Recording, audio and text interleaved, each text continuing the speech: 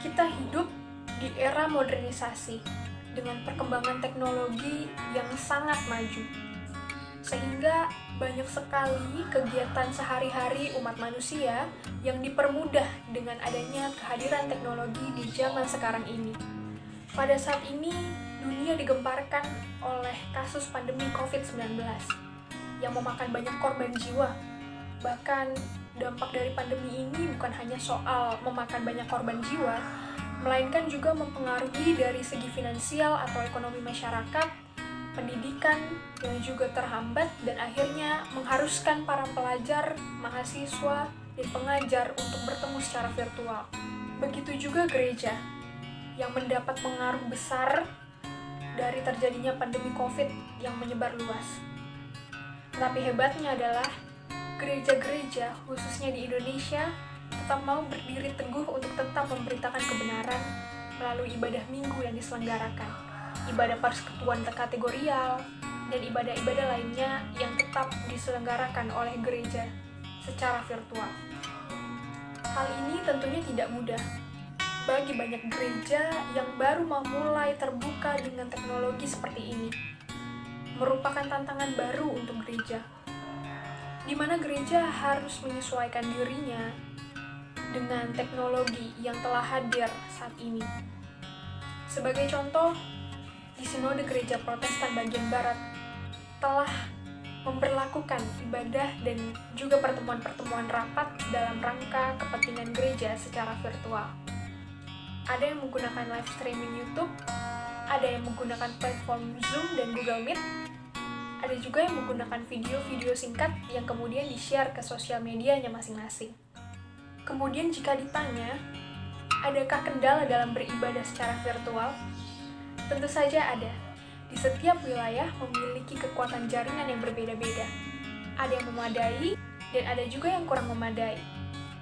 Ini menjadi salah satu kendala besar yang dialami umat beragama, terkhusus kita sebagai orang Kristen yang telah memulai beribadah secara online. Terlebih dari masalah secara teknis, masih banyak juga yang mempertanyakan sebenarnya bagaimana cara menghadirkan moralitas pada teknologi. Kita ketahui bersama bahwa teologi memiliki nilai-nilai yang memang selalu merujuk kepada kemoralitasan. Tetapi jika teologi dikaitkan dengan teknologi, apakah nilai moral itu dapat tumbuh dan berkembang di ranah teknologi? Tidak sedikit dari dampak buruk yang terjadi dalam teknologi. Maka seharusnya teologi teknologi sebagai gagasan baru dapat mempersiapkan dengan matang dengan mempertimbangkan hal-hal negatif yang ada pada teknologi, seperti penyebaran hoax, penyalahgunaan konten, dan masih banyak lagi. Eliezer Yudkowsky merupakan tokoh peneliti kecerdasan buatan atau artificial intelligence yang mengatakan bahwa dibutuhkan friendly AI.